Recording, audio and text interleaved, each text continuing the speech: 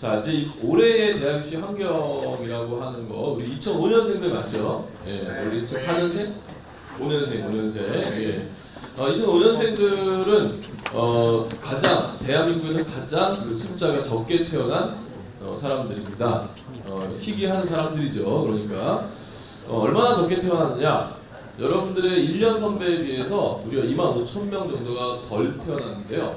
이거는 서연고 서성안의 모집 인원이 23,000명이라는 것을 가정하면 지금 2005년생들에게는 서연고 서성안이 하나씩 더 생긴 거거든요. 그러면 그만큼 모든 대학들이 그 합격선의 여파가 있어서 여러분들이 이제 합격선이 굉장히 좀 낮아지는, 거꾸로 얘기하면 대학 가기가 상대적으로 좀 수월한 그런 학년이라고 할 수 있겠습니다. 반면에 1학년 학생들은 무려 58,000명이 더 태어났어요. 얘네는 왜 그랬을까요? 그렇죠. 황금돼지라고 해서 아주 그 부모님들이 띠에 맞춰서 낳으려고 노력도 많이 하셨는데 이 아이들이 지금 돼지의 기운에 평생 경쟁을 하게 생겼습니다. 그래서 여러분들이 만일에 또다시 공부하는 일이 있으면 이 아이들하고 경쟁하게 되니까 이것을 좀 피하셔야 되겠죠. 결국 이제 24,000명의 숫자가 서연고의 숫자라고 감안한다면 58,000명의 숫자니까 지금 2007년생들은 서연고 서성안이 2개씩 없어진 그런 상황이라고 할 수 있겠습니다. 자, 그런데 문제가 뭐냐? 지금 보시면 2021년부터 2024년도까지 6월 모의평가 접수자 현황인데 얼마 전에 우리 시험도 받고 그다음에 성적표도 받았을 거예요.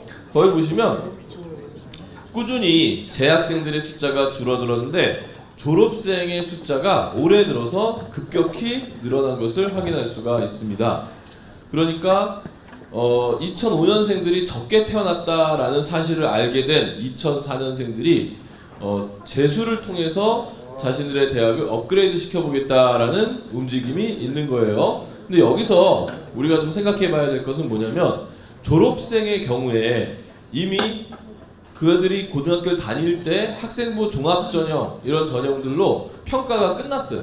그래서 이 재수생들이 학생부 종합전형으로 다시 평가 받기 위해서 어떤 지원을 한다거나 이런 것은 상당히 좀 어려운 부분이고 결국 이제 이 친구들은 논술과 정시를 통해서 진학을 하려고 합니다.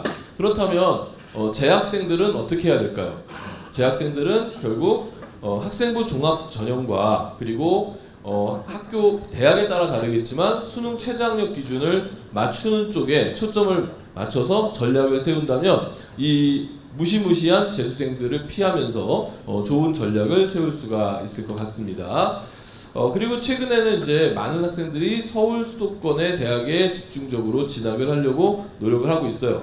인구가 감소됨에도 불구하고 서울 수도권의 경쟁률이 점점 올라간다는 점, 그리고 아마 여기 앉아있는 학생들 중에서도 서울 수도권 지역의 대학을 진학하겠다라는 마음을 가진 친구들이 많이 있다는 점은 결국 모든 사람의 마음이 비슷하다는 거죠.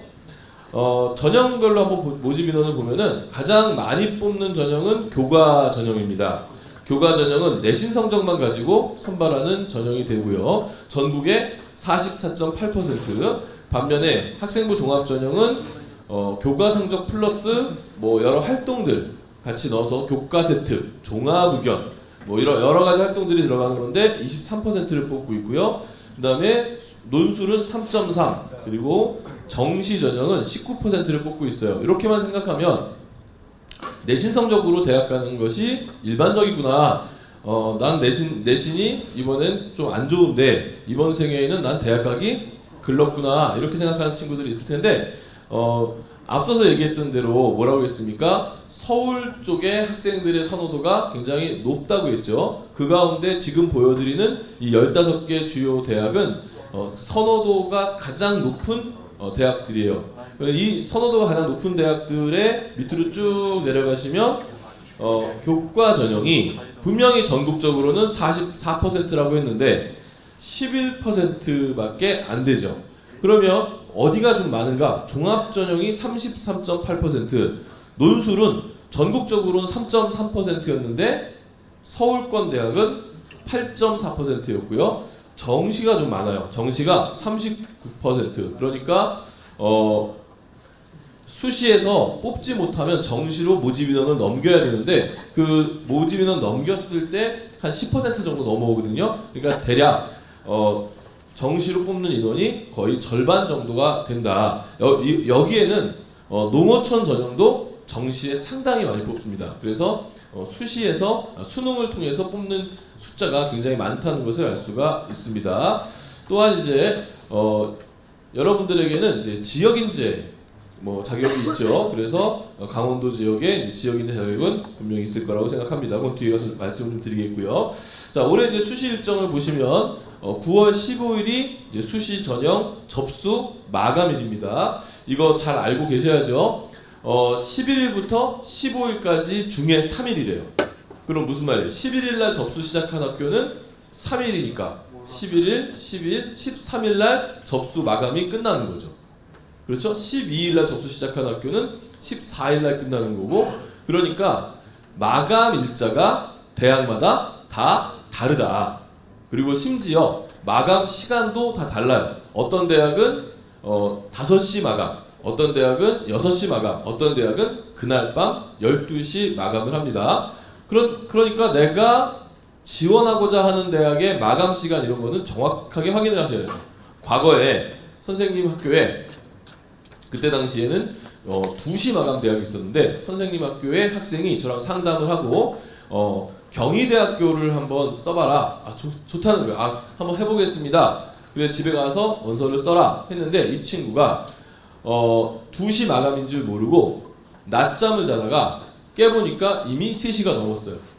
원서 접수를 못하게 된 거죠. 그래서 결국 전화가 왔고 어떻게 할까요? 막 당황해서 전화가 왔고, 그래서 그때 부랴부랴 이 학생 점수에 맞는 학교들을 찾아보니까 저 대구 교대가 아직까지 접수 중이더라고요. 그래서 대구 교대라도 쓸래? 했더니 좋대요. 그래서 그 친구 대구 교대를 썼고, 그 친구는 낮잠 한 번으로 인생이 경희대에서 대구 교대로 가면서 지금 초등학교 선생님의 길을 걷고 있습니다. 그러니까 이 마감 시간 하나가 큰 영향을 끼칠 수도 있다는 점을 여러분들이 아셔야 되겠고요. 자, 그리고 보시면 그 미등록 충원 합격 통보 마감일이라는 게 있죠. 그래서 충원 합격, 그러니까 수시에서 6군데를 지원하다 보니까 한 군데만 등록해야 되잖아. 6군데 다 합격해도 그러다 보면 비어있는, 그러니까 합격자를 배출했지만 그 합격자가 다른 대학으로 도망가서 그 다음 학생을 추가로 합격시켜야 되는 이런 대학들이 있어요. 그럴 때 이제 그것을 우리가 충원 합격이라고 하는데, 충원 합격도 영원히 충원 합격시키는 게 아니라 12월 28일 6시까지 마감을 해서 합격을 시키게 되는 거죠. 그리고 이제 올해 입시의 굉장한 특징 중에 하나가 뭐냐면 첨단학과가 많이 늘었습니다. 첨단학과, 그러니까 반도체, 전자, 전기, 통신, AI, 그다음에 바이오 산업 이런 쪽에 관련한 첨단학과가 굉장히 많이 늘어나 있는 그런 상태가 되는데, 이것은 아까 우리 뭐라고 그랬어요? 2005년생이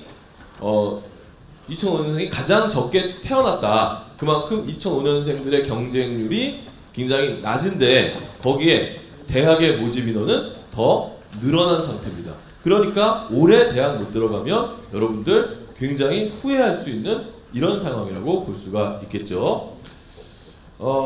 첨단학과들을 보시면 반도체, 인공지능 이렇게 주요 대학들 중심으로 첨단학과 숫자가 많이 늘어난 거고, 그럼 나는 공부를 저렇게까지 잘하지 못하고 저 정도까지 대학은 아닌데 라고 생각하는 친구들이 있겠지만 이 상위권 대학에서 합격생들이 많이 빠져나가면 그 여파가 중위권, 중하위권 대학으로 가면서 합격선이 낮아지는 효과를 볼 수가 있는 거예요.